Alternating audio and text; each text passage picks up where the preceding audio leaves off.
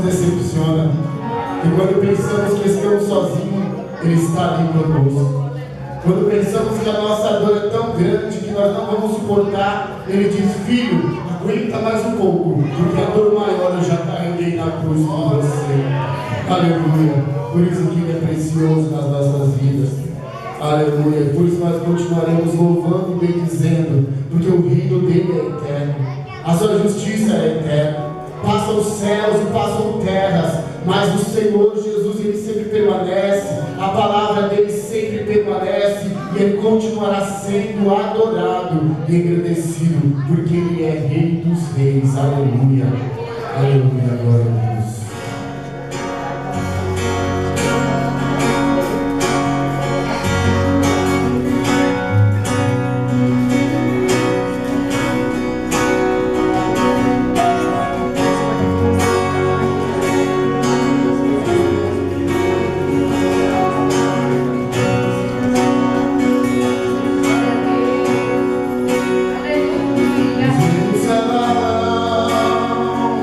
Os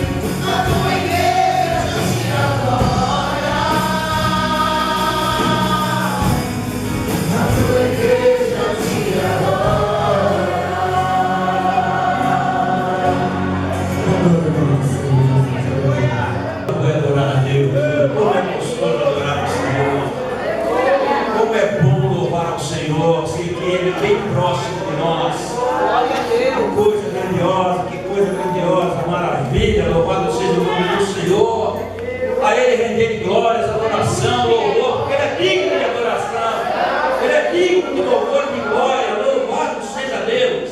Eu não sei você, mas estou muito feliz nessa noite, viu? Glória a Deus por isso. Bendito seja o nome do Senhor. Primeira palavra do Senhor, queridos, nesse momento, o Evangelho, segundo escreveu Lucas, o Evangelho de Jesus Cristo, segundo escreveu Lucas. Aleluia. Capítulo de número 23.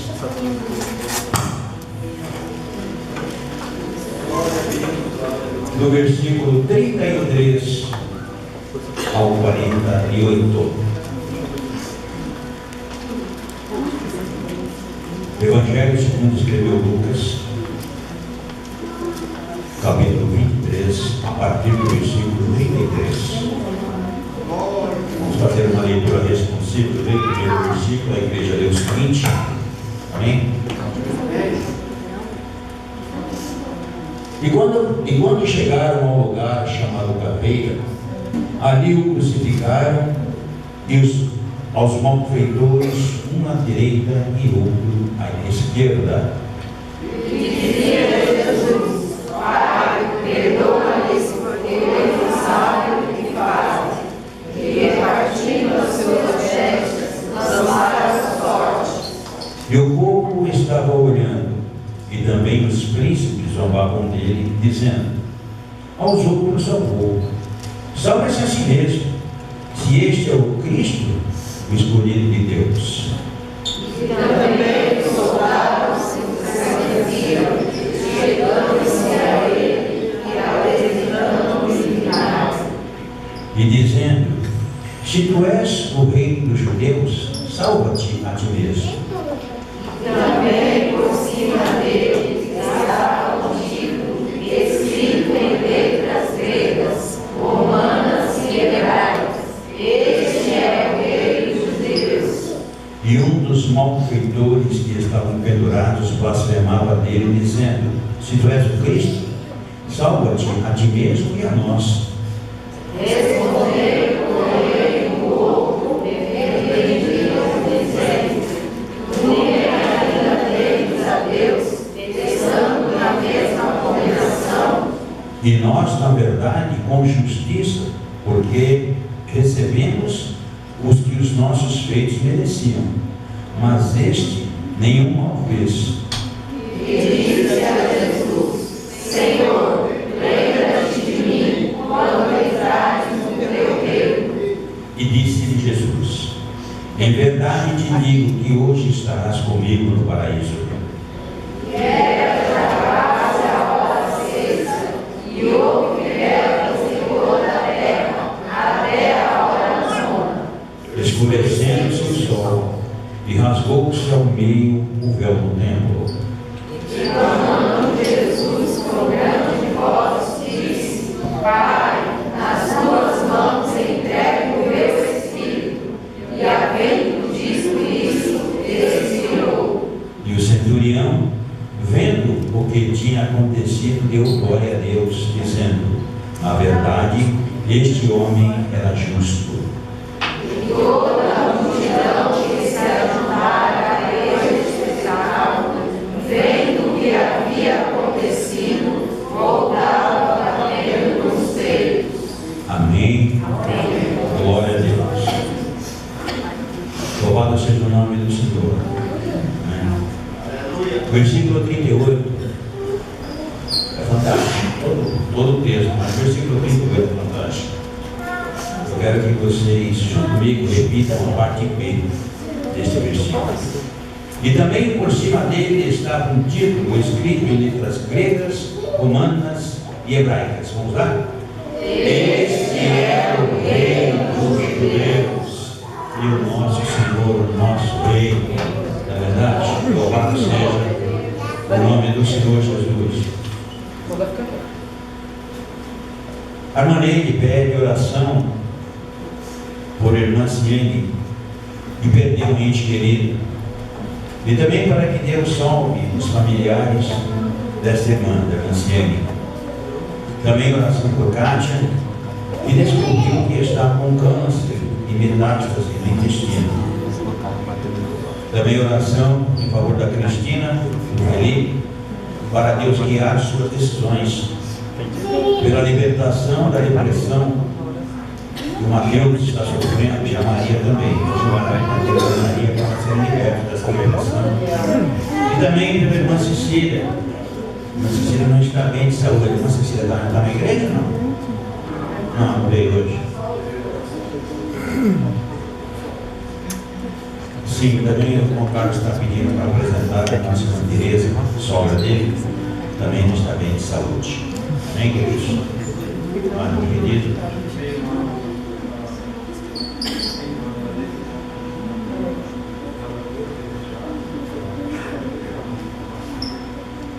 Vamos apresentar a irmã do nosso conselho também, que não está bem de saúde também.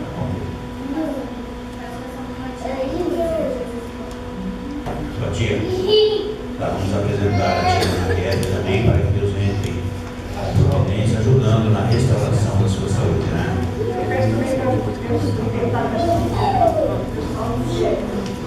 Amém. Maravilhoso Senhor, Deus de amor e de paz.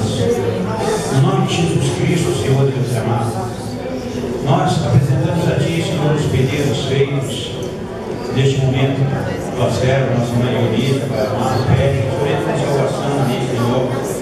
Na vida, Senhor, dos seus familiares, ó Pai Santo, Deus querido, das filhas, ó Pai, ajuda, entra com providência, Senhor, nessa vida. Tua serva, nossa irmã Ana, também pede pela sua tia, que passou por essa cirurgia, Senhor. Somente auxiliar, Senhor, na restauração da sua saúde, Pai amado, estenda a saúde com a mão, Senhor, na direção dela, Pai amado, Deus querido, para que ela volte a ter saúde. Armando nosso irmão César também, Senhor, não está bem, está com seus problemas, Senhor amado, Deus querido, onde está, Senhor, sentindo as balanças, Senhor, esses vômitos, Senhor, entra com confidência, Senhor, na saúde dela, Senhor, ajuda, Senhor, são muitas pessoas, nosso Senhor amado, pedindo, Senhor, para que haja, Senhor amado, ó Senhor, a tua intercessão, Pai Santo. Nós, neste momento, Senhor amado, também, Senhor, pedimos pela ciência, Senhor amado, pela irmã ciência, que perdeu, Senhor, o leite querido, que também a comportar, Senhor, os familiares, Senhor, e entrar, Senhor amado, com providência, Senhor, na vida dela, na vida dos familiares. E neste momento difícil, Senhor, é só o teu Espírito que é capaz, Senhor, de fazer esta grande obra, Senhor amado. Também salva, Senhor, os familiares da tua serva, Pai amado, Deus querido. Entra, Senhor, com salvação, Senhor. Ó, Senhor, a Cátia recebeu uma notícia não agradável, Senhor. Foi diagnosticada, Senhor, com câncer, Pai. Mas o Senhor cura, Pai, câncer. O Senhor faz milagre, Pai amado, Deus querido. Nós cremos em Ti, Senhor amado, Deus querido, que o Senhor irá agir, Senhor, nesta causa também, Senhor, meu Deus. A Cristina e o Felipe, Senhor, tomaram a decisão certa, Senhor, e buscar em Ti, Senhor. Ó, Senhor, eles precisam, Senhor, tomar uma outra decisão. Que essa decisão, Senhor, venha de Ti, Pai Santo. Essa orientação venha do Senhor, Pai amado, Deus querido, para que eles façam, Senhor, a coisa certa, Senhor. Também pela libertação, Senhor, do Mateus e da Maria, dessa depressão, Senhor, deste mal, Senhor, que tem assolado muitas vidas, ó Senhor, muitas vidas têm sido ceifadas, ó Deus amado, Deus querido, por causa deste mal, Senhor. A pessoa perde, Senhor, o sentido da vida, não vê graça na vida, Senhor. Ó Deus, ficam, Senhor, com presas fáceis, ó Deus amado, Deus querido. Mas, Senhor, cuida dessas vidas, ó Deus Santo. Ó Deus, entra, Senhor, com providência, fazendo, Senhor, com que eles vejam, Senhor, como a vida é bela, Senhor. Como é maravilhoso viver, Pai amado, Deus querido. Senhor, visita a nossa irmã Cecília também, Senhor. Nossa irmã Cecília está enferma, Pai amado, Deus querido. Mas, Senhor, pode enviar uma palavra, Senhor. Basta uma única palavra, Senhor, é a tua serva, Pai amado. Pode ser neste exato momento liberta, Senhor, desta enfermidade, Pai.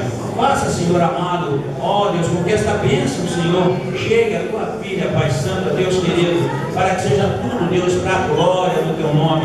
Mais alguns pedidos ao Senhor que não chegaram até o nosso conhecimento, mas estão no coração do povo aqui na área da igreja, Senhor. Muitos familiares, muitos amigos, Senhor, muitas pessoas precisando, Senhor, de salvação, de libertação, Senhor amado, Deus querido. Entra, Senhor, com providência em favor dessas vidas, ó Deus. Faça isso em nome de Jesus.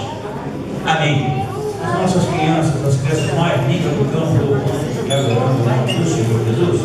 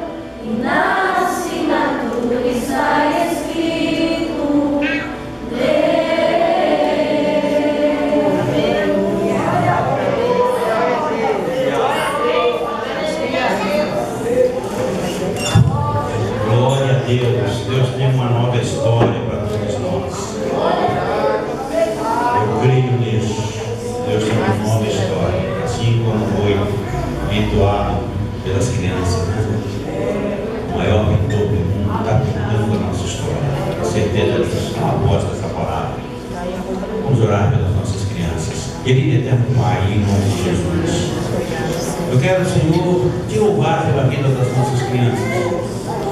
Pedir, Senhor amado, humildemente a tua bênção, Senhor, a tua proteção, Pai. Que o Senhor venha tomar conta de cada uma delas, Senhor amado. Dessas que estão aqui diante do teu altar, das que estão na lado da igreja, Senhor. Algumas de colo, Pai Santo, Deus querido. Uma no ventre, Pai amado, Deus querido. Cuida delas, ó Deus. Não permita que nenhum mal venha contra elas, Senhor. Nós estamos vivendo dias difíceis, dias maus, Senhor. Dias muito maus. E as nossas crianças, Senhor, têm sido alvo de ataques, ó Pai. Ataques malignos, ó Senhor amado, Deus querido. Mas eu venho humildemente pedir aqui, Senhor, cuida das nossas crianças, Senhor. Guarde-as, ó Pai amado, Deus querido. Guarde-as, ó Deus, para que nenhum mal sobreviver contra a vida delas, ó Senhor amado, Deus querido. Que elas tenham um crescimento saudável, Senhor. Que elas cresçam, Senhor amado, no temor do Senhor. Que sejam, Senhor, no futuro, Senhor, adolescentes abençoados, ó Deus Santo. Que se tornem jovens, Senhor, abençoados, ó Deus amado. Se tornem homens, mulheres abençoadas, ó Deus. Se o Senhor não vier buscar a igreja, Senhor amado, Deus querido, aqui, diante desse altar, Senhor, está uma parte do futuro da igreja, Pai. Senhor, segura na mão de cada criança, Senhor amado. Segura na mão de cada pai, Senhor amado, Deus querido. Segura na mão de cada instrutor, Pai Santo, Deus querido, Pai. Que eles possam, Senhor, no nome santo de Jesus, receber de Ti, Senhor, o que a Ti melhora, Deus Santo. Deus, eu te louvo, Senhor, te glorifico, eu te agradeço, Senhor, por tudo isso, em nome de Jesus. Amém. Os adolescentes adorando o Senhor.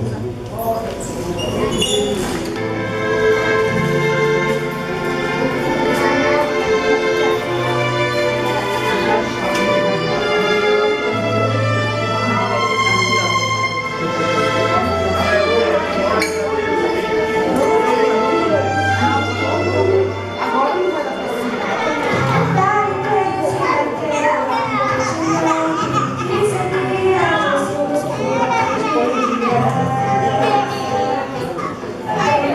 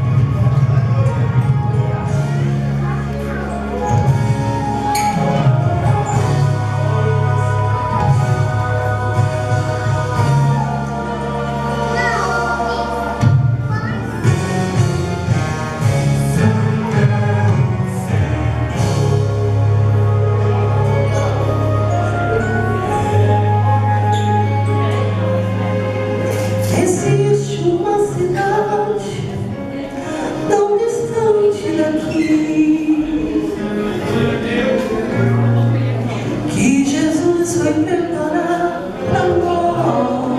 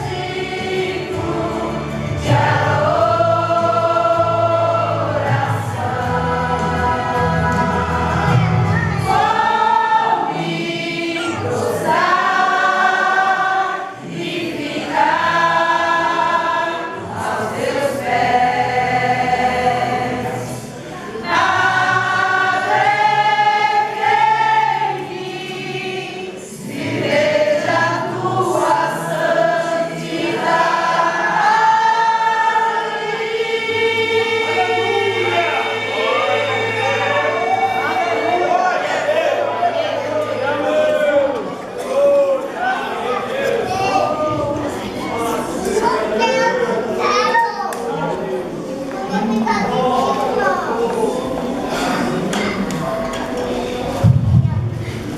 irmãos, a paz do Senhor Jesus, nós vamos nessa oportunidade servir o Senhor com as nossas ofertas, com os nossos dízimos, com os nossos votos, com tudo aquilo que trouxemos para ofertar ao Senhor Jesus nesta noite.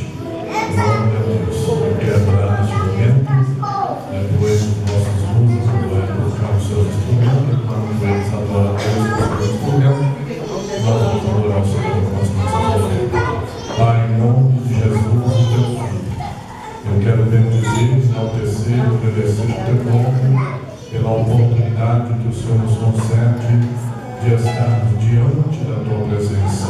Senhor, agora nós vamos ofertar, Senhor. Agora nós vamos oferecer a nossa oferta ao Senhor como gratidão a Ti e adoração ao teu nome por tudo que o Senhor tem feito por nós, por tudo que o Senhor fez por nossas vidas, pela igreja, Senhor. Pai, eu quero pedir a Ti a Tua bênção sobre a vida do Teu povo, Senhor, daqueles que estão desempregados, e têm um desejo em seus corações em ofertar na Sua casa. Ó Senhor, mas estão desempregados, Jesus. Tu és poderoso para abrir as portas e dar vitória para a Tua igreja, em nome de Jesus.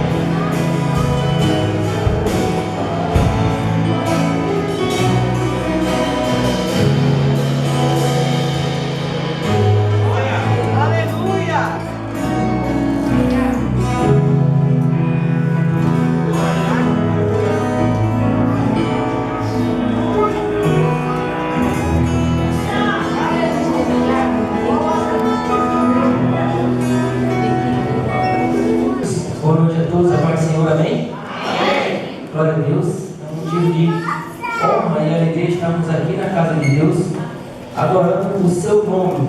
Glória a Deus, queridos. Eu quero, em primeiro lugar, agradecer a Deus por essa oportunidade de estar aqui, essa responsabilidade de falar algo da parte de Deus, atendendo aqui o convite desafiador do pastor. Ele me convidou para botar fogo na seara. Eu não sei se vai ser fogo, se vai ser banho de água fria, mas o desejo do meu coração é que a semente que vai ser plantada vai ser o que se cumpre em Mateus 13, que ela encontra um coração bom, não um coração de pedra, não um coração de espinho, mas que a semente plantada nessa noite alcance um coração que frutifique para a eternidade. Amém? Queridos, o pastor me deu até a oportunidade, você até quer mais tarde a oportunidade, mas eu não sei se eu vou cumprir todo o tempo aqui, talvez eu possa ter entregue antes. O texto que eu quero fazer referência é João capítulo 11. Tá bom? João capítulo de número 11 é um texto bem conhecido dos irmãos. Quero trazer algo da parte de Deus através desse texto. Capítulo de número 11, os versículos são o 25 e o 26. 25 e 26 de João. Glória seja dada ao nome do Senhor Jesus Cristo. Deus seja adorado nessa noite. João capítulo de número 11, versículo de número 25 e 26. Queridos, o texto diz assim, João 11, versículo 25 e 26. Disse-lhe Jesus: eu sou a ressurreição e a vida. Quem crê em mim, ainda que esteja morto, viverá. E todo aquele que vive e crê em mim, nunca morrerá. Crês tu nisso?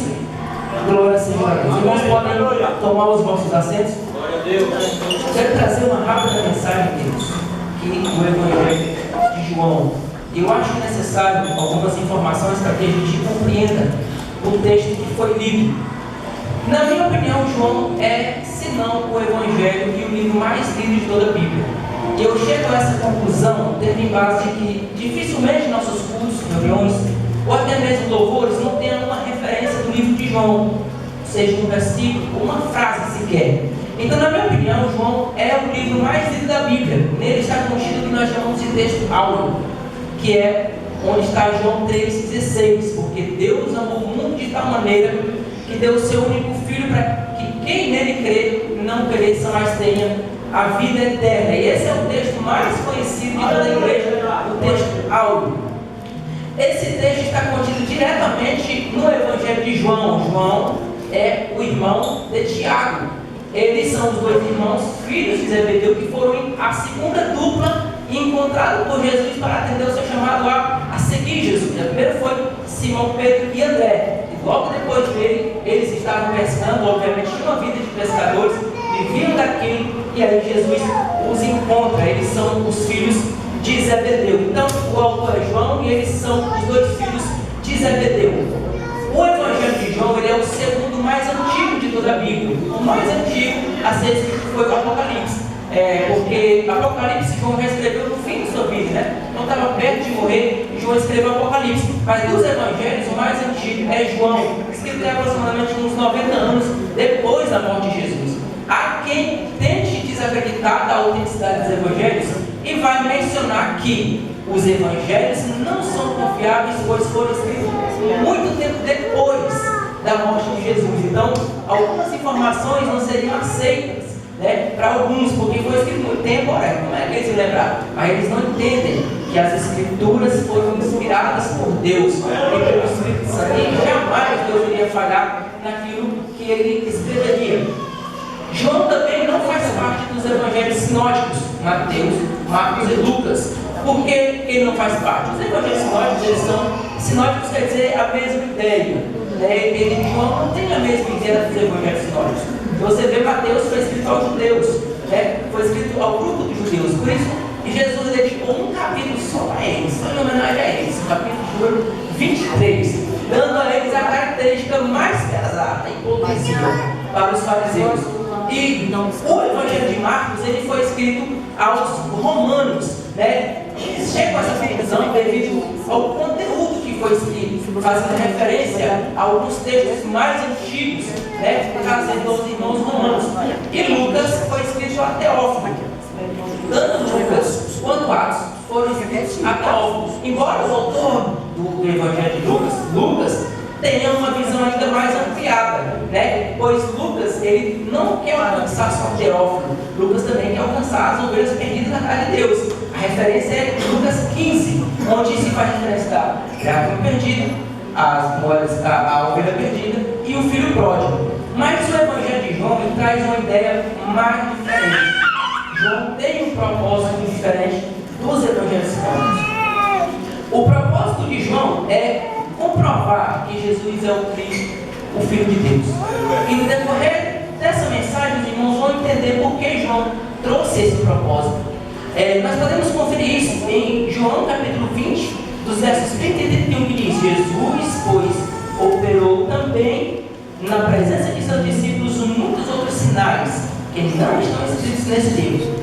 Estes, porém, foram escritos para que creiais que Jesus é o Cristo, o Filho de Deus, para que crendo tenhais vida em seu nome. Então, o propósito de João, escrito nesse capítulo, é comprovar que Jesus é o Cristo, o Filho de Deus. Também essa referência está no capítulo 20 do mesmo Evangelho, capítulo 21, versículo 25, que diz: há, porém, ainda muitas outras coisas dos quais não foram escritas, né, que Jesus fez, dos quais não foram escritas, porque se fossem escritas, o mundo inteiro não conteria os livros. Então, João tem um propósito: comprovar que Jesus é o Cristo, Filho de Deus. E João, dentro dessa carta, ele tenta enumerar 7 sinais que Jesus fez enquanto vive aqui na terra. Mas João menciona nesse versículo que Jesus fez tantos milagres e tantas coisas que, se fosse para registrar, não tinha biblioteca no mundo que caberia todas as coisas que Jesus fez. Mas João tenta registrar pelo menos 7 sinais, do qual Jesus fez enquanto vivo na terra, que esses sinais, na visão de João, comprovariam que Jesus é o Cristo, o Filho de Deus. Glória seja dada ao nome do Senhor Jesus Cristo. Queridos, de forma introdutória, no capítulo 1 desse mesmo livro, capítulo 1 de João, é até uma leitura um pouco extensiva, mas necessária à nossa leitura, dos versículos 1 a 14, os irmãos, se puderem acompanhar rapidamente. João, no capítulo 1, dos versículos 1 a 14, eu estou indo rápido, irmãos, porque a mensagem foi um pouco longa, que diz assim: quem achou, confirem comigo. João 1, versículo 1 a 14. No princípio era o Verbo, e o Verbo estava com Deus, e o Verbo era Deus. Ele estava no princípio com Deus.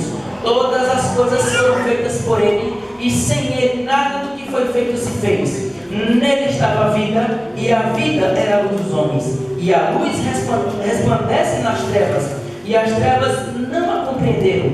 Houve um homem enviado de Deus, cujo nome era João. Este veio para testemunho, para que testificasse da luz, para que todos crescem por ele. Não era ele a luz, mas veio para que testificasse da luz. Ali estava a luz verdadeira, que alumia todo homem, que vem ao mundo. Estava no mundo, e o mundo foi feito por ele, e o mundo não o conheceu. Veio para o que era seu, e os seus não o receberam. Mas a todos que o receberam, deu-lhes o poder de serem feitos filhos de Deus, aos que creem no seu nome, os quais não nasceram da carne, nem do sangue, nem da vontade do homem, mas da vontade de Deus. E o Verbo se fez carne e habitou entre nós, e vimos a sua glória como a glória do unigênito do Pai, cheio de graça e de verdade. Glória a Deus. A primeira ideia de João, como forma introdutória dessa carta, desse evangelho, é comprovar que Jesus, ele não era só alguém que estava na plateia, né, só observando Deus criar todas as coisas. Na visão de João, Jesus é o próprio autor e o criador de todas as coisas. Ele diz que as coisas foram feitas por ele, e sem ele nada do que foi feito se fez. Então, como forma introdutória, João já começa esse evangelho dizendo: Jesus, ele é o autor de todas as coisas. Todas as coisas foram feitas por Jesus. Nada dessas coisas seriam feitas sem Jesus. Ele é participante total da criação, e não é só alguém que está observando a criação. Glória seja dada ao nome do Senhor Jesus Cristo. Colossenses capítulo 1, versos 16 e 17. Porque neles foram criadas todas as coisas que há nos céus e na terra, sejam dominações, sejam principados, sejam potestades. Tudo foi criado para Ele, e Ele é antes de todas as coisas, e todas as coisas existem por Ele. Glória seja dada a Deus. Existia muito antes, numa eternidade inexistente, e Ele continua existindo para toda a eternidade. Então, na visão de Paulo, glória a Jesus é quem? Jesus é antes de todas as coisas. Glória seja dada ao nome do Senhor. Romanos 11:36, porque dele, por Ele e para Ele são todas as coisas. Glória a Ele, pois eternamente. Aleluia. Na visão de Paulo, agora todas as coisas são para Ele, são por Ele, são para a glória dele. Glória seja dada ao nome do Senhor Jesus Cristo. Então, nessa parte introdutória, nós podemos perceber que Jesus, na visão de João e do apóstolo Paulo, ele é, antes de todas as coisas, ele é o autor e ele é participante de todas as coisas e da criação. Dentro desses aspectos, eu quero destacar aqui, em primeiro lugar, os 7 grandes eu sou de Jesus, descritos na Bíblia.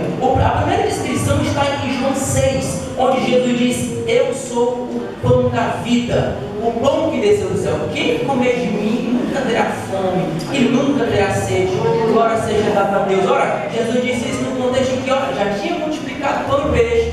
Agora o povo comeu, encheu a barriga, sobrou. E depois foram para Cafarnaum atrás de Jesus. Olha, vocês estão atrás de mim, não é pelo que eu estou pregando, vocês estão atrás de mim por causa de pão. Aí Jesus falou assim: eu quero apresentar um pão espiritual para vocês, uma comida espiritual. Se vocês comerem dela, você nunca terá fome. Será como aquele que diz para ovelha samaritana: beba desse água, você nunca mais terá sede. Glória a Deus. Então, primeiro o grande eu sou do livro de João, revelado por João, dos 7, está em João 6. O segundo grande eu sou está em João 8, onde Jesus disse: eu sou a luz do mundo. Glória a Deus. Essa referência está em João 9, lá no céu de nascença. Olha, Jesus, ao dizer que é a luz do mundo, ele falou assim: ó, eu tenho que trabalhar enquanto é dia, porque a noite vem e ninguém pode trabalhar à noite. Então, enquanto eu estiver no mundo, eu sou a luz do mundo. Glória a Deus. Jesus é a luz do mundo. Agora, João diz: sim, agora Jesus é o pão da vida, é o pão espiritual que nos alimenta. E desse pão, quem comer nunca vai ter fome. Agora, Jesus é a luz. Jesus é a nossa luz. Quando Jesus curou o cego de nascença, Jesus falou exatamente nesse contexto: aquele que vivia em trevas, que nunca viu a luz do dia, ele veria agora a luz. Que não era só o fato de enxergar, mas era a revelação total do Senhor Jesus Cristo. Glória a Deus. Então, o segundo grande sou é que Jesus disse: eu sou a luz do mundo. O terceiro está contido no capítulo 10 de João, onde Jesus disse lá na parábola da ovelha, do bom pastor. Jesus falou assim: eu sou a porta das ovelhas. Glória a Deus. Jesus disse: eu sou a porta das ovelhas. Quem entrar por mim sairá, encontrará pastagens. Ele vai se alimentar, mas precisa entrar por mim. Ele é essa porta. Porque quando Jesus, no capítulo 14, diz: eu sou o caminho, a verdade e a vida. Ninguém chega até Deus se não for por mim. Então Jesus agora se declara ser a porta da eternidade, a porta que dá acesso à eternidade junto com o Pai, junto com Deus. Glória seja dada ao nome do Senhor. O quarto grande eu sou está aí no mesmo evangelho, no mesmo capítulo 10, onde Jesus disse: eu sou o bom pastor. E ele conclui: eu sou o bom pastor, e o bom pastor dá vida pelas ovelhas. E se cumpriu, porque Jesus posteriormente daria vida de forma universal por nós. Quando Jesus se compara com o pastor, nós temos uma ideia, geralmente isso é mais para quem mora lá no Nordeste, né, que os seus pais criavam animais, né? Como era que criavam os carneiros, o bode, o gado, enfim. Mas no contexto judaico, ser um pastor era como se estivesse cuidando de filhos. Sabe por quê? Porque quando o pastor ficava no aprisco, quando era numa época que os lobos gostavam de comer as ovelhas, eles ficavam na porta, só para vigiar, um cacete na mão, esperando só o lobo vir para poder tentar devorar ele. Então Jesus se identifica como o pastor, o bom pastor, como aquele que dá vida por nós, aquele que tem o cuidado de nós, aquele que cuida de nós. Jesus é o nosso bom pastor, aquele que deu a vida pela sua igreja. Glória seja dada ao nome do Senhor. O quinto ponto está em João 11, que foi o texto que fizemos referência, onde Jesus disse: eu sou a ressurreição e a vida. Quem crê em mim, ainda que esteja morto, viverá. É interessante que esse texto se cumpriu literalmente na vida de Lázaro. Quando Jesus se identifica como a ressurreição e a vida, como aquele que ressuscitaria, como aquele que traria vida ao seu povo, àqueles que creem no seu nome, isso se cumpria no contexto literal, na vida do nosso irmão Lázaro, né? E se cumpriu na vida de muitas outras pessoas, em que Jesus ressuscitou grandes homens, grandes mulheres de Deus, no qual se cumpriu aquilo que o próprio Jesus disse, que Ele é a ressurreição e a vida. E nós, como nós estamos todo mundo vivo aqui, graças a Deus, esperamos uma última ressurreição, que é a ressurreição para a eternidade. É a ressurreição para a entrada da glória de Deus, em que nós o veremos, em que nós estaremos com o Senhor para sempre, na eternidade. Glória a Deus. Então Jesus, no capítulo 11, é a ressurreição e a vida. Glória a Deus. No capítulo de número 14, Jesus disse: eu sou o caminho, a verdade e a vida, e ninguém vem ao Pai senão por mim. Percebe-se que essas palavras não estão no plural, no singular. Unicamente eu sou o caminho, não existem outros caminhos. Eu sou a verdade, não existe outra verdade. Eu sou a vida, não existe outra vida. Jesus, ao se identificar com essas três características, nos traz um ensinamento extremamente importante. Cremos que não existe nenhum outro método que nos leve até Deus a não ser Jesus. Queridos, até que os irmãos entendam que o propósito de eu falar desse texto nessa noite, dessas características de Jesus, é para que nos voltemos a crer de verdade em Jesus, a crer em quem Jesus é. Já pensou se Jesus chega para nós e fala: quem o Espírito Santo diz que eu sou? Quem que as pessoas dizem que eu sou? Como Jesus perguntou para os discípulos? Essa pergunta foi tão importante que todos os evangelistas registraram essa passagem. Agora, eles não estão no mesmo contexto, não estão com a mesma ideia, mas todos registraram essa passagem em que Jesus questiona os discípulos: quem os homens dizem ser o Filho do Homem? E sabe qual é a resposta? Alguns dizem que é João Batista, outros dizem que é Elias, outros dizem Jeremias, um profeta, sei lá. Aí Jesus questiona: e vocês? Quem vocês dizem que eu sou? E Pedro, na sua espontaneidade, ele diz: nós cremos que tu é o Cristo, Filho de Deus.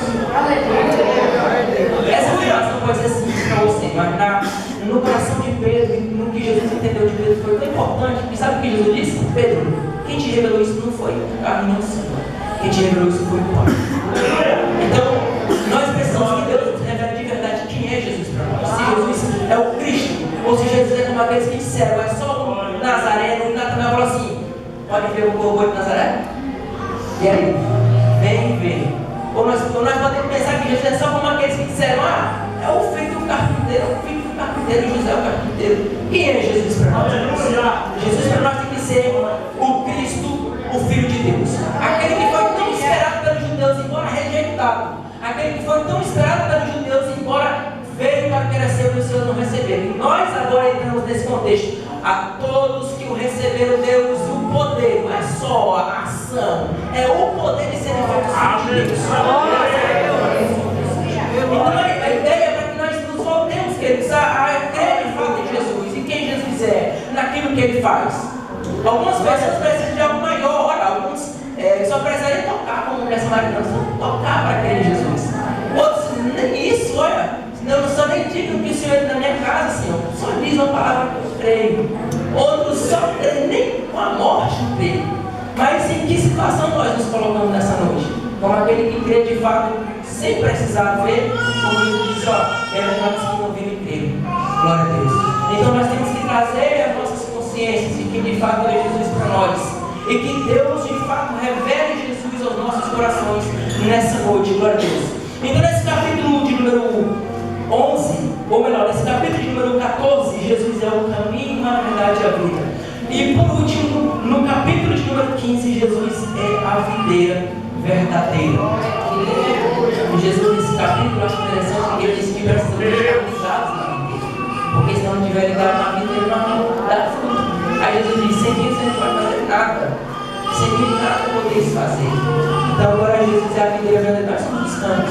E esses ramos precisam estar ligados a essa videira. Precisam estar ligados em Jesus. Assunto que nós tratamos na escola bíblica na aula passada sobre o corpo. A figura que Paulo usou para a igreja como corpo. Que Paulo disse assim: a igreja é como o corpo em seus muitos membros.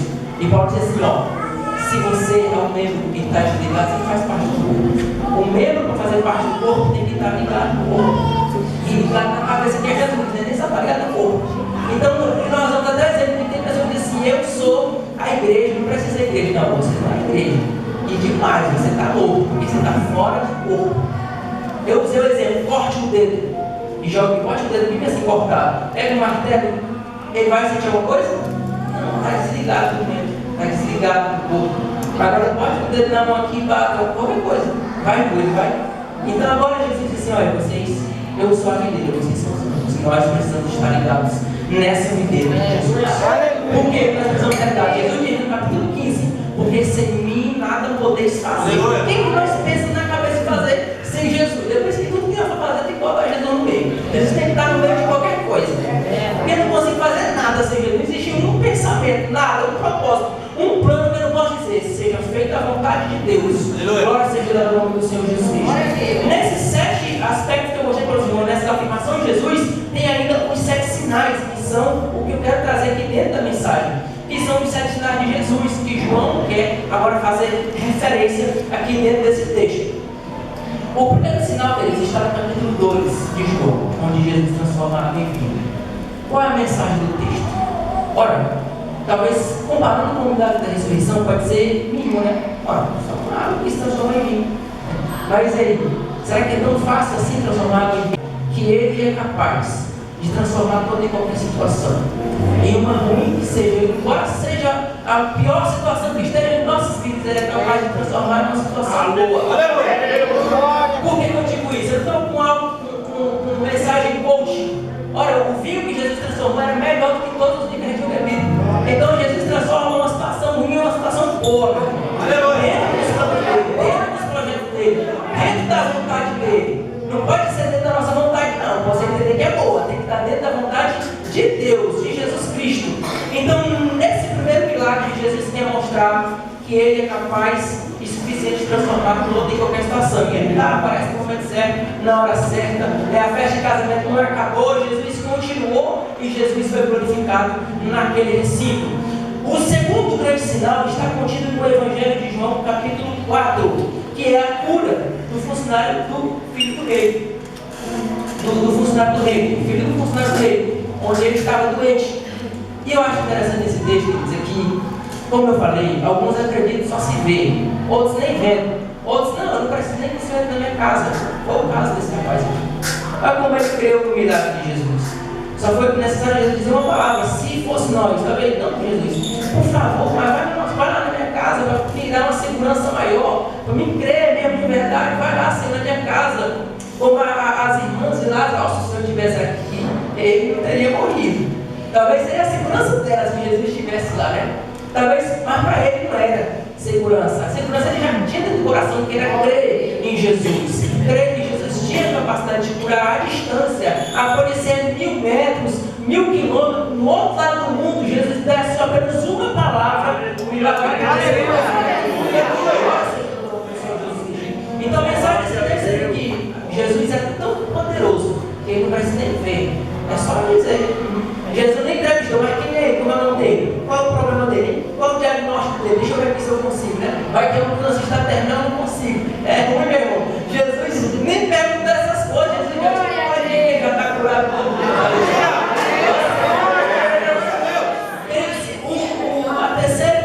O terceiro grande sinal de Jesus está no capítulo 5, que é a cura do poço do tanque de Betesda. A mensagem desse texto é interessante. Por quê? Porque esse homem estava há muito tempo esperando. Eles têm uma crença. A crença deles é que quando o anjo mesmo tocava na água, eles seriam curados se pulasse lá dentro, né? A hora da minha filha era grande, hein? Havia gente que ficava na beira do tanque. Na hora que ele toca, eu pulo para dentro. Imagina aí, talvez passando por cima dos outros para poder pular. É igual se você for no mercado e estiver dando coisa de graça lá. Uns pisando por cima dos outros. Imagina como é que é desse tanque. Esperando um dia. Vocês tinham um dia marcado ali exatamente que eles esperavam. Mas esse homem queria que nesse dia ele seria curado. Mas ele foi constrangido e frustrado. Porque ele não conseguiu, ninguém levou ele para lá. Não foi como aquele homem que os amigos dele levaram ele e botaram lá dentro, toda a casa por cima do teto, ajudaram ele e foi curado. Não. Ele não tinha esses amigos, não. Ele não tinha esses amigos que levavam ele, mas ele ia. Agora tem um grande amigo, que é Jesus. E esse amigo que é Jesus, e Jesus se identifica como nosso amigo, como amigo da igreja, como eu e seu amigo, agora sem intermédio nenhum, faria um grande milagre. A crença dele era que ele fosse jogado dentro do tanque. Jesus, não. Para quem jogar dentro do tanque, rapaz? Fica de pé, levanta e anda. Jesus não quer que ele entre dentro do tanque, Jesus nem ajuda ele. Jesus pode não, pode entrar agora. Não precisa esperar uma época do ano, um dia do ano. Não, entra agora. Jesus poderia ter feito isso. Mas a crença daquela época era que quem curava era um Deus chamado Ascleto, ou Esculápio. Era o Deus da cura. Então eles, olha, se ele tivesse pulado lá dentro, tivesse curado, ele ia dizer que foi quem? Ascleto. E aí eu digo uma coisa, Jesus jamais dividiria a sua glória com outro Deus. Jesus jamais dividiria a sua glória com divindade, com tanque, com água, com nada, meus queridos. Jesus não dividiria a sua glória com ninguém. É tão tal que quando Jesus cura o cego de nascença, onde é que Jesus manda eles lavar? O tanque de Siloé. Pai, por que ele não mandou o tanque de Betesda? Porque Jesus não vai dividir a sua glória com ninguém. Jesus não divide a sua glória com ninguém. Então esse é o terceiro grande milagre de Jesus, da cura do tanque de Betesda, onde a mensagem é: Jesus não precisa de intermédio para fazer nada nas nossas vidas, não precisa de nada. Jesus faz diretamente, sem burocracia, sem fila de espera. Jesus vai direto. O outro ponto deles é o que nós encontramos no capítulo 6 de João, é a multiplicação dos pães e peixes. É a primeira multiplicação, na verdade. Queridos, nesse texto, depois vai dar vazão ao que está no capítulo, nesse mesmo capítulo 6, onde Jesus disse ser o pão da vida. Jesus multiplicou pães e peixes. Ora, Jesus precisou de alguns pães, mas eu acabei de dizer que Jesus não precisa de intermédio. Mas se Jesus quis usar aqueles pães que estavam ali, aqueles peixes, amém, glória a Deus. O que importa é que houve o maior milagre de multiplicação na história da humanidade, onde centenas e centenas de pessoas foram alimentadas pelo pão. E aí a mensagem desse texto que eu vou trazer: olha, vocês podem até comer esse pão, eu posso dar vontade para vocês, posso multiplicar, pode sobrar, pode sobrejar, mas tem um pão que se esse você comer, você não vai correr atrás para poder, você não vai estar em outros lugares, você não vai sentir fome, você não vai precisar de comer. Para quem tem dieta aí, como 3, 4, 5 vezes por dia, na palavra de Deus, nesse pão que é Jesus, não tem essa dieta, não, é só uma vez, e nunca mais você tirar fome, é só uma vez, e nunca mais você tirar sede. Imagina aí, quanto nutriente não tem esse pão. Olha, se você comer um prato de comida que tem 1000 calorias, sei lá o que você come, enfim, uma variedade de coisas, vai ter muitas calorias que vai manter o dia todo, né, sem comer, sem ter fome. Mas o pão que Jesus quer dar é para a vida toda, aqueles, nunca mais teremos fome e nem sede de nada, ser um pão que nunca mais nós voltaremos a ter fome e nem sede de coisa alguma. Glória seja dada ao nome do Senhor Jesus Cristo. Então, nesse texto, Jesus, ele é o pão que alimenta. Jesus, ele multiplica, e aí Jesus depois vai dizer que eu sou o pão da vida. Quem comer de mim nunca vai ter fome, nunca vai ter sede. Glória a Deus. Que é isso? O outro ponto, o quinto ponto, que está no capítulo, nesse mesmo capítulo 6, a partir do 16, que é onde Jesus caminha sobre o mar da Galileia. Esse quinto sinal, queridos, é um dos sinais mais interessantes. Sabe por quê? Porque, ora, qual é a explicação para Jesus, que é Jesus caminhar sobre as águas? A explicação é simples. Ele é o autor da natureza. Ele é o autor de todas as coisas que foram criadas. Ora, ele não perde o controle dessas coisas. Ora, Jesus não perde o controle da natureza. Todas as coisas estão conforme a vontade de Deus, conforme a vontade de Jesus, até mesmo vamos ver depois. Quem é esse que o vento e o mar obedecem? É Jesus, é o autor da natureza, é o autor de todas as coisas, é para quem foi feita todas as coisas, e todas essas coisas foram feitas para glorificar ao Senhor Jesus. Aleluia. Então, dentro desse texto, Jesus caminhando sobre o mar, ele é aquele que tem poder para essas coisas, porque ele é o autor dessas coisas. Ele que criou a natureza, ele que criou todas as coisas. Aleluia. A sexta referência que eu quero fazer aqui dentro desse texto é a cura do cego de nascença, que eu fiz referência no capítulo de número 9 de João. E essa cura é tão interessante que algumas das enfermidades eram atribuídas a pecados paternos e maternos. Ora, quem pecou? Imagina às vezes pegar a culpa do outro, ser injustiçado com uma enfermidade que não foi por vontade própria, mas foi por um pecado alheio. Ora, nós estamos aqui por isso, queridos. Fomos culpados. embora agora redimidos e justificados, mas fomos culpados pelo pecado universal, o pecado original de Adão e Eva ali, mas fomos justificados pelo Adão, que é Jesus Cristo, a figura de Adão. Então, nesse contexto deles, Jesus, ele cura um cego de nascença. Jesus diz: não, ninguém pegou. Não, eu não preciso que ninguém pegue para que eu manifeste a glória de Deus. Não preciso disso. Ele está assim, sabe para quê? Para que se manifeste a glória de Deus na vida dele. Para que o Filho do Homem seja glorificado na vida dele. E talvez se nós entendêssemos isso, queridos, que tudo aquilo que acontece em nossas vidas serve para a glória de Deus, é para glorificar Deus, é para exaltar Deus, talvez nós viveríamos de forma mais leve.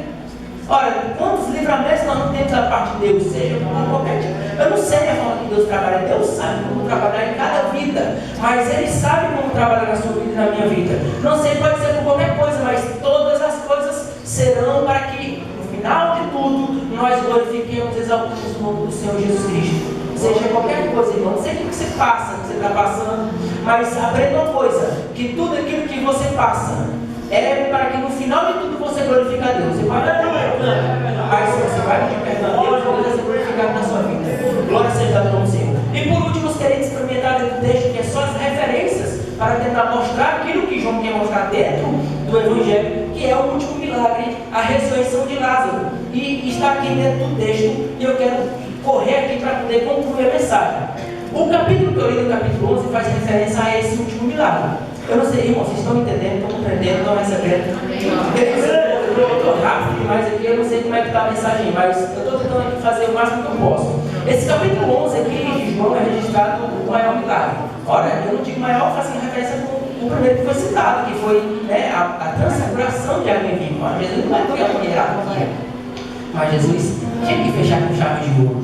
João tinha que fechar com chave de ouro o ministério de Jesus, para cumprir aquele que ele disse: ó, estas porém foram feitas para que creiais que Jesus é o Cristo, o Filho de Deus. Aleluia. Eles, dentro desse texto, não vou narrar aqui, mas quero trazer aqui algumas rápidas aplicações. Dentro desse texto nós temos algumas informações para que a gente aprenda e entenda, e eu quero fechar aqui essa última parte. A primeira aplicação que nós temos dentro do texto está no versículo 4.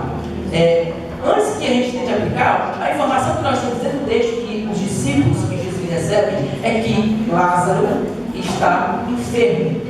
O texto não nos especifica que tipo de enfermidade é. Um câncer, sei lá, pode ser qualquer coisa.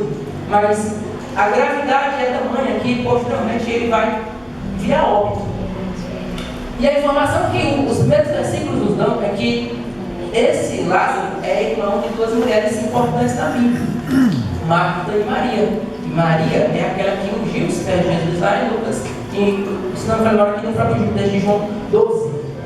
E essa Maria e Marta são irmãs de Jesus. A primeira informação que nós temos é essa: Lázaro está enfermo. Jesus tem essa informação. Aquele a quem tu ama está enfermo, está doente. E eles mandam chamar Jesus. Jesus vai lá. A segurança e a crença delas é que, ora, se ele chegar antes, se ele vier a óbito, Jesus chegar antes, ele será curado. Mas vamos entender a aplicação da crença das duas irmãs. Então, a primeira informação que nós temos é que ele está enfermo e que ele é irmão dessas duas mulheres, Maria e Marta. A segunda informação que nós temos, queridos, está no versículo 4, que diz: Jesus, ouvindo isso, disse: esta enfermidade não é para a morte, mas para a glória de Deus, para que o Filho de Deus seja glorificado por ela. A primeira aplicação que nós temos no texto é que o resultado final daquilo que Deus tem para nós não é a morte. O resultado final que Deus tem dentro do propósito de nossas vidas não é a morte, mas é para que é a vida e é para que Deus seja glorificado. É para que Cristo seja glorificado. Aleluia a Deus. O resultado final daquilo que nós passamos enquanto vivemos aqui na terra tem como reflexo final, tem como ponto final a glória de Deus, a glorificação do nome de Deus. Glória seja dada ao nome do Senhor Jesus. A segunda aplicação que nós temos no texto está no versículo de número 6, que diz assim: ouvindo, pois, que estava enfermo, ficou ainda 2 dias no lugar onde estava. A especificação de João sobre o termo 2 dias, quem vê despercebido não vai entender o texto. Mas no versículo 15, os irmãos podem conferir comigo, diz assim, ó, e folgo por amor de vós, de que eu lá não estivesse para que acrediteis, mas não esteve com ele. A especificação do texto dizer que, ora, Jesus demorou 2 dias para poder ir para lá, era que Jesus queria que esses 4 dias acontecessem. Jesus queria que ele falecesse. Mas por quê?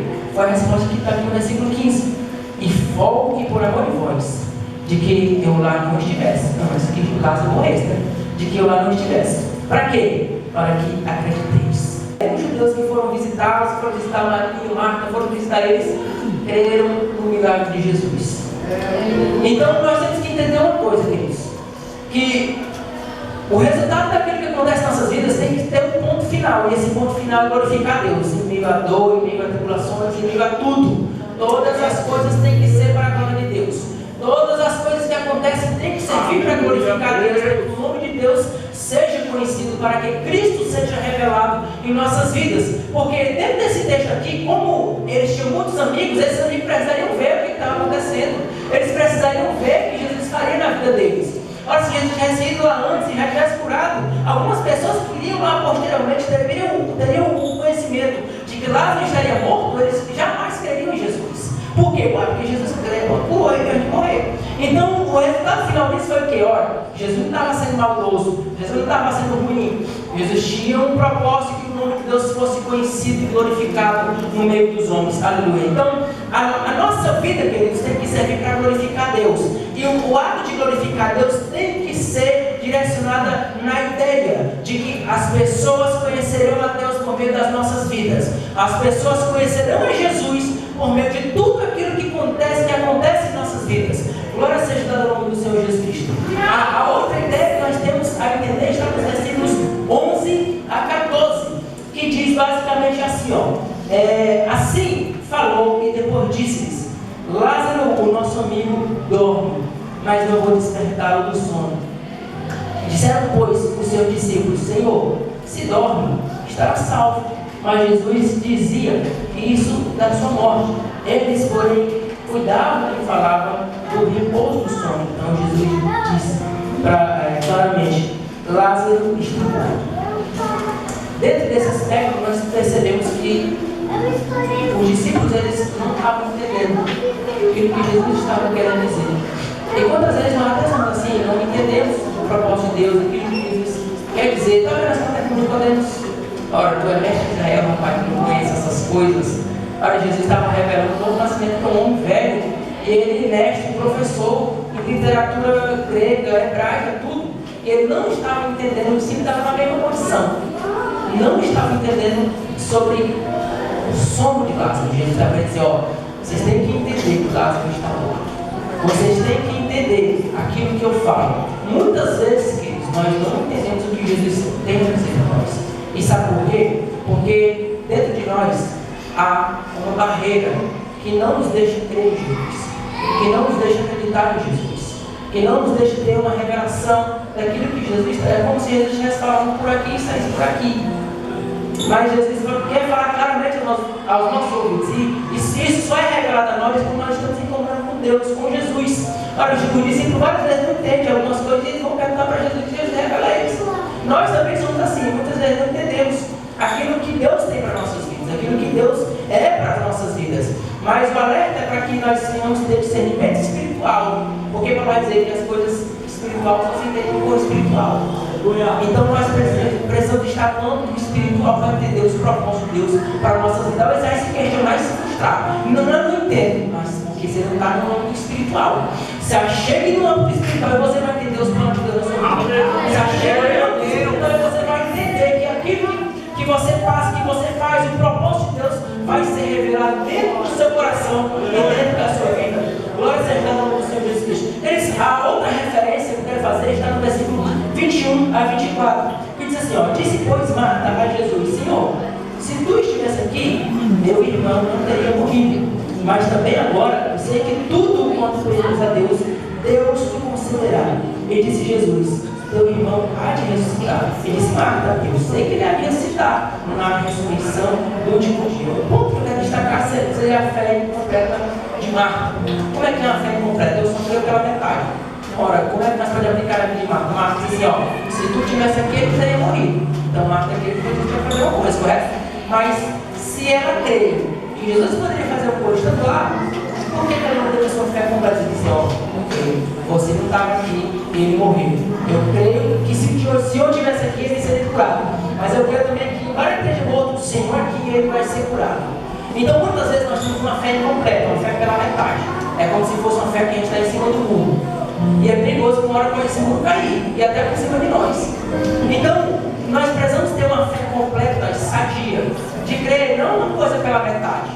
Ah, eu creio que o Senhor, se estivesse aqui, ela queria até na ressurreição da vida eterna, na ressurreição, ela queria em contexto escatológico deles, mas ela não queria que Jesus ali, ele morto, para que Jesus não ressuscitaria ele. Imagina uma fé completa, ela queria que se Jesus estivesse ali, ele não teria morrido, ela queria que ele poderia curar Jesus, e ela crê que ele poderia ser ressuscitado na vida eterna, mas ela não crê que Jesus pode ressuscitá-lo ali.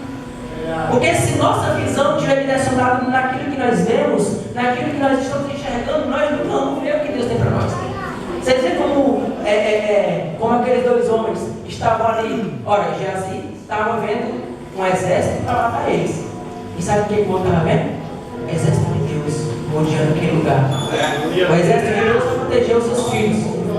Nós não podemos ter uma visão incompleta, uma fé incompleta da parte de Jesus. Temos que crer de forma completa. Eu creio que o Senhor pode fazer todas as coisas. Glória seja o nome do Senhor Jesus Cristo. Então, nesse ponto, nós destacamos essa fé incompleta. Ora, ela queria até coisas que não estavam assim no entendimento dela, mas não foi no básico. Que Deus poderia curar o Lázaro. A pedra que estava no coração de Marta já tem 4 dias. Para ela é impossível Jesus ressuscitar. A hora que ele fez essa seria 4 dias, ou um dia, ou até mesmo ele enfermo. Essa pedra da incredulidade tem que ser tirada dos nossos corações. Sabe por quê? Porque nós temos que acreditar em Jesus sem pensar que não existe algo que ele possa fazer em nossas vidas. Se essa pedra da incredulidade estiver em nós, Jesus nunca fará nada em nossas vidas. Porque primeiro Jesus não vai tirar essa pedra. Jesus não abre a porta, Jesus não espanca a porta, Jesus só bate. Jesus quer que você abra essa porta. Jesus quer que você remova essa pedra de incredulidade. Isso é porque nós não cremos, porque nós não temos crido nas Escrituras, porque parece que nós precisamos de algo a mais para crer, de algo além do Evangelho, além daquilo que Jesus falou para nós. Nós não precisamos disso, não precisa de enfeite, queridos. Nós não precisamos de um pregador para enfeitar ou botar um fundo musical bonito, alguém que vai falar umas palavras bonitas, emocional para você crer. Creia nas Escrituras, meus queridos, que vocês, eu e você, vamos receber da parte daquilo que Deus tem para nós. Nós precisamos remover a pedra da incredulidade. Mas já cheira mal, já tem 4 dias, não importa, pode estar por mês. Poderia ter sido o corpo cremado. Jesus ressuscitaria aquele corpo por mês, 1 ano, 2 anos, 3 anos, a eternidade toda. Jesus ressuscitaria. Então, nesse penúltimo aspecto, nós temos que eliminar das nossas vidas a pedra da incredulidade. Nós podemos desenvolver isso em nossas vidas, queridos. Desenvolver uma incredulidade tão grande que nós podemos nos tornar insensíveis à voz de Deus. Acredita que nós podemos nos tornar tão incrédulos que, por mais bíblica que seja a mensagem, meu coração é duro, é uma pedra? O meu coração não recebe? Acredita? Hoje na escola bíblica aqui, nós estávamos num tema e nós só estávamos fazendo uma referência a texto, ninguém falou nada. O pastor não falou nada para enfrentar a lição aqui. E o irmão citou o texto de 1 João que falava sobre amar os irmãos, amar a Deus e amar os irmãos. E o irmão estava chorando aqui. O irmão estava quebrantado. Mas tem aqueles que não são quebrantados. Jesus foi no lugar deles. Ele sabe por que ele fez muitas coisas? Porque ele não cria. Meu coração deles era de pedra. E Jesus precisa tirar isso. Nós precisamos tirar isso. Essa pedra da incredulidade. Porque se essa pedra de incredulidade, queridos, nós vamos provar do melhor de Deus na terra. O melhor de Deus na igreja. O melhor de Deus no meio de nós. Glória a Deus. O último aspecto que eu quero finalizar está no versículo de número 43.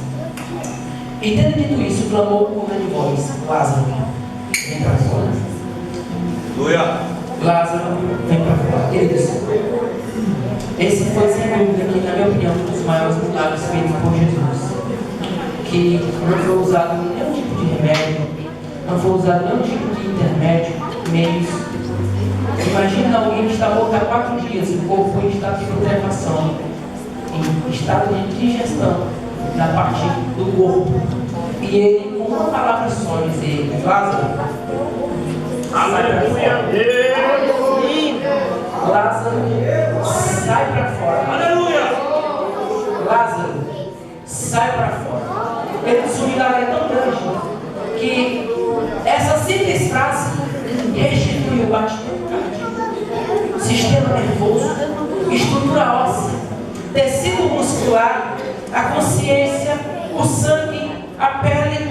Foi o maior milagre que a Bíblia já podia registrar. O homem se ressuscitar, podia 4 dias morto, e com uma só frase, uma só palavra, com um só contexto, disse: Lázaro, vem para fora. E aquele homem saiu ressurreto.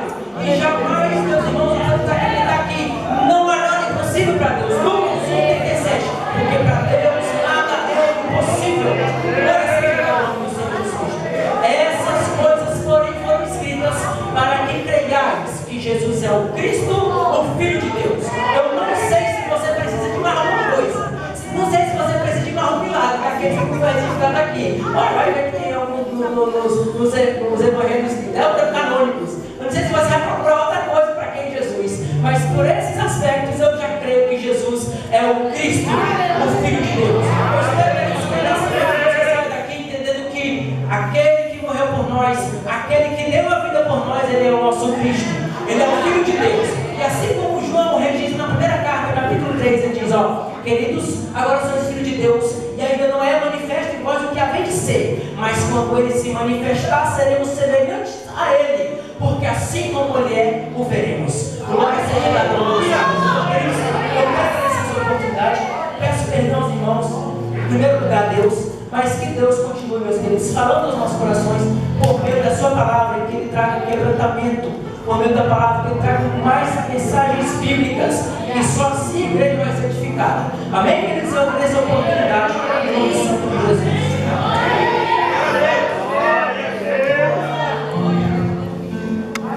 Glória a Deus, irmãos. Bendito é o Senhor. Vamos ficar de pé. Glória a Deus. Está aí a palavra de Deus para os nossos. Glória a Deus. Sem leitura, sem nenhuma mistura. A palavra bíblica, né? A nossa alma, para se alegrar no Senhor. Creio em Jesus mais e mais. Glória ao nome do Senhor. Pai amado, em nome de Jesus, nós queremos te louvar e bendizer o teu nome. Senhor, nós cremos que Tu és o Cristo, nós cremos na Tua palavra, cremos nos Teus milagres, cremos no que o Senhor faz, cremos no que o Senhor fará, Senhor. Nós te louvamos por Tua palavra, glorificamos o Teu nome, Senhor Jesus. Deus, muito obrigado, ó Senhor, por mais esta oportunidade que o Senhor nos deu, Senhor, de aprender a Tua palavra, ó Deus, de ouvir, Senhor Jesus, a Tua santa palavra ministrada aos nossos corações. Senhor, leva-nos em paz agora para casa. Guarda o Teu povo, dai uma semana abençoada, Senhor, a cada um dos Teus filhos, Senhor. Dai-nos, ó Deus, um sono tranquilo, um sono reparador, é o que nós te pedimos, em nome de Jesus. Que o amor de Deus, a graça do nosso Senhor Jesus, as doces consolações do Espírito do Senhor, seja com todos e todos digam amém. Deus abençoe a todos, em nome de Jesus.